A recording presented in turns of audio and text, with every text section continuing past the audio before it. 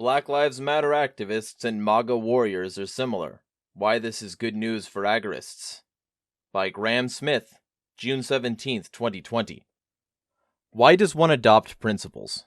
A Republican Party member or MAGA warrior generally has a set of ideological foundations, if amorphous and ever-shifting, that he or she abides by. A Black Lives Matter activist another set.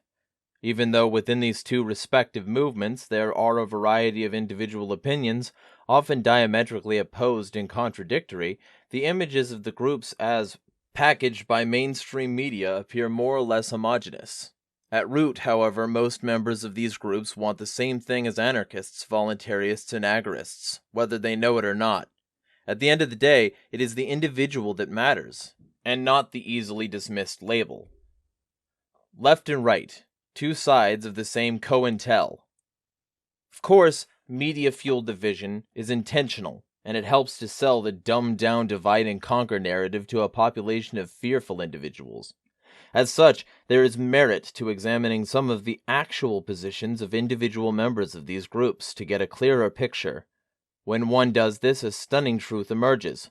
Both of the groups wish to leverage state violence to achieve their ends, but even more strikingly, both of the groups are composed of individuals who are largely well-meaning and want justice, but are confused as to how to get there, making a mix of valid and invalid arguments about the state and the respective societies they find themselves embedded in. In short, many of these individuals share the same core goals as we agorists, but have been so brainwashed as to completely miss the way. For the time being, a discussion of the validity or lack thereof of these two respective groups and their principal sets or worldviews is unnecessary. What is necessary is to understand that one's philosophical foundation itself, whatever it may be, is always and without exception arrived at and adopted for a reason, namely, the achievement of one's core values. Following this lead, it becomes clear a critical reality which might be leveraged in the spread of agorism and anarchy, free markets and lack of violent rulers, is that all humans, with the exception of a tiny percentage of neurologically compromised individuals, have similar root value systems regarding how they choose their worldviews, and this unites us all. While the value systems of BLM and MAGA as collectives may be starkly contradictory in most senses, the motives for choosing these respective value systems are exactly the same. This is a powerful truth, the awareness of which could change the world in a heartbeat if it were to be realized. To elaborate, all humans use the same basic tools in attempts to arrive at the same general outcomes: peace, prosperity, and happiness.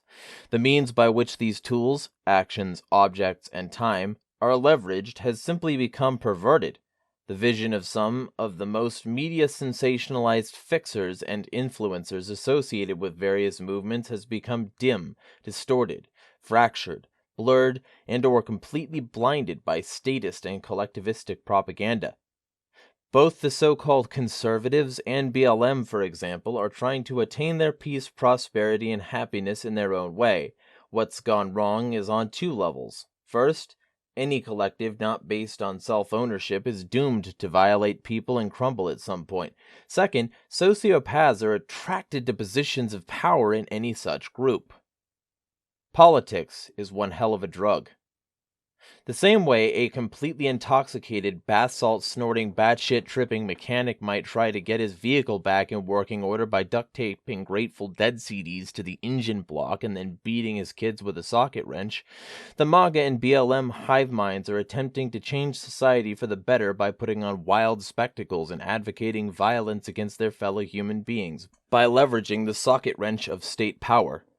The two groups are presented as advocating either that all defense and security steps down, normalizing destruction of property and life, BLM, or that defense becomes even more brutal, totalitarian, and racist, MAGA. Both sides collectively wish to enact laws that would limit and violate the rights of individuals on the other side. Private skirmishes then also must break out, as people who were once on good terms now battle for control of that great weapon called government.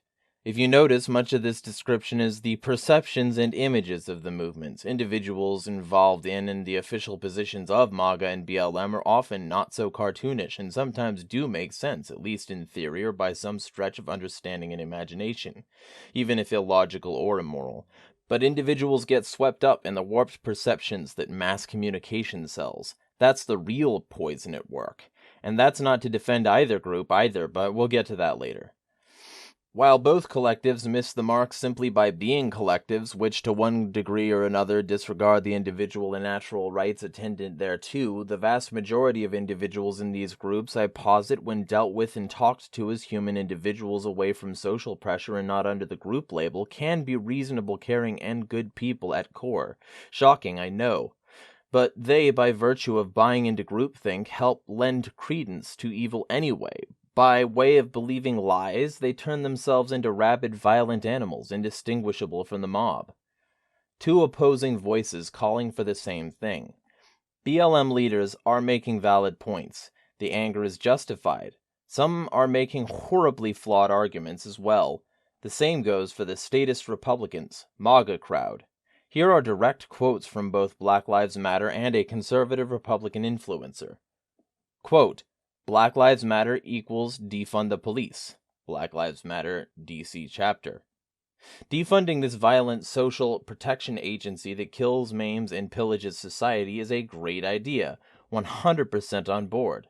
Ayanna Jones, Eric Garner, Kelly Thomas, and countless others are waiting for justice. Insofar as this simple statement is concerned, I am BLM as well. Quote, I don't think it makes sense to abolish police in general. Like just completely get rid of the police. Is getting rid of the justice system altogether. Brandon Tatum, former AZ cop and pro-Trump commentator. Here we have a conservative opposed to getting rid of cops because there needs to be a justice system in place. While we as anarchists know he's deluded about the state, we share the conviction that order and justice are necessary for civil society. Unprincipled mob rule is chaos. Voluntarists, agorists, and anarchists thus submit that the market could provide better policing in a stateless society. Indeed, it already does for those lucky enough to afford it. Chaos and mob rule is literally what the cops provide now, which, ironically, is exactly why the BLM movement the conservative opposes wants to defund them. In case you missed it, both groups are loudly calling for an end to chaos, exactly what we as voluntarists and agorists are calling for. The difference is, we're suggesting laying off the bath salts before overhauling the engine, i.e. dropping politics and using reality as our foundation. Self-ownership, not violent pipe dreams. Sobriety, in our case, is a firm grasp of a reality readily apparent in nature, individual self-ownership. As many libertarian thinkers have pointed out, only by using self-ownership as a foundation for all conceptions of property can a given society approach a situation where rights truly become universal, applying to each individual with no qualified immunity or extra rights for some. In our case, it is not mere opinion or preference, but logically and demonstrably provable. Democracy, on the other hand, will always be an immoral absurdity, as it must always support, at the end of the day, rule of the many over the few, or, when perverted, as it always is, the few over the many. Some examples. The fiercest MAGA warriors want to dictate how every individual member of the Black Lives Matter movement should live and be ruled via government laws. Many BLM activists wish to privatize police by switching to community-based security initiatives. This should indeed be the prerogative of individual property owners in their communities, but so-called conservatives are weirdly shouting down this very conservative approach by BLM. Similarly, BLM wishes to politically engage in the interest of agendas which would dismantle cisgender privilege and promote common-sense gun laws, among other things. For many a Trump supporter, nobody should be able to legislate their personal choices when it comes to guns or lifestyle. BLM and MAGA could be replaced here with any pair of collectives vying for the reins of political power to force their agendas on others. Here's the slice. If you want peace, you have to have a sound property norm universal to all. If you want chaos, keep fighting to rule over others via a violent centralized machine called the state. Most of us want the same things: peace, prosperity, happiness. If this is truly the goal, disagreements must be acknowledged, accepted, and dealt with peacefully. In the absence of centralized governance, the 0.0000001% of literal psychopaths out there will still be a problem, But without a centralized monopoly on violence, their options for taking over vast swathes of the population would be severely mitigated. As the recently released documentary The Monopoly on Violence points out, the state is a rather recent invention in the timeline of humanity, and there are many alternatives to violent central rule which would include and encourage order, justice, and all the wonderful scientific and technological innovation we enjoy today, and likely far beyond what we can imagine with the cruel and inhumane shackles of the state removed. In your personal, private life, if there is someone that you do not trust or do not like, you simply do not associate with them. You don't go over to their house and declare yourself king or president, then cage or murder them. Why haven't we explained this truth to all of human civilization everywhere?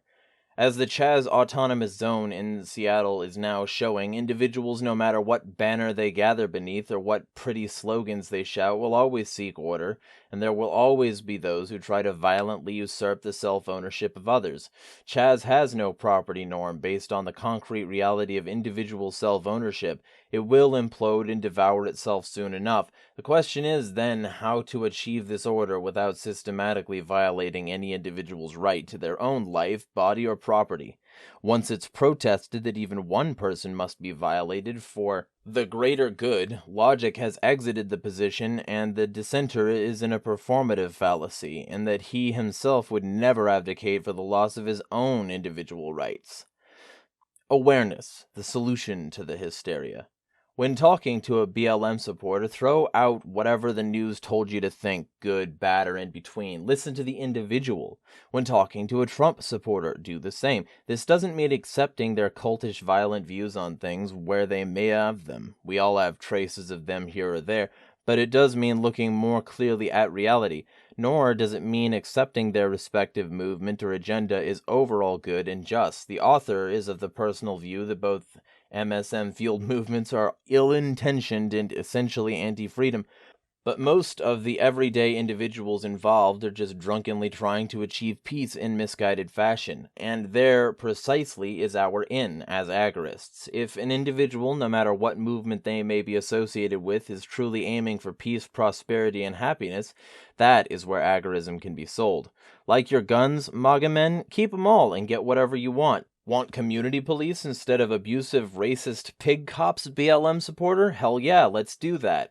If the person can understand the biological, concrete, objective, and metaphysical reality of self-ownership, hint, we all do already, then that's the seed crystal from which real principled freedom can take shape.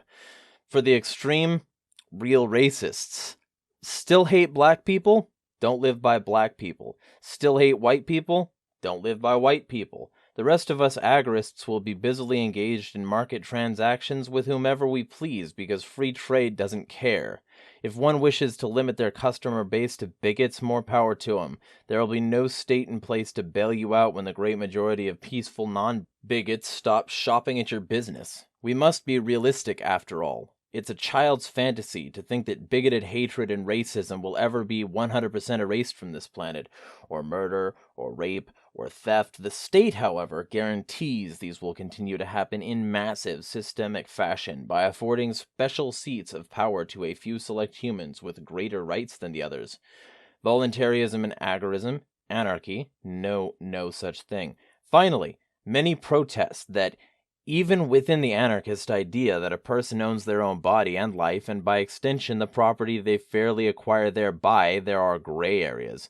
Of course there are, but many less than in the chaos, murder, cult, global gray area that is the state and its web of endless bloody wars, legalized murder, rape, theft, and brutality, and tangled webs of cruel laws and special rights for the few that exist right here, right now. It's simply an illogical and stupid premise. People are bad, so we need to give some of these same bad people special seats of virtually unlimited power to control all the others.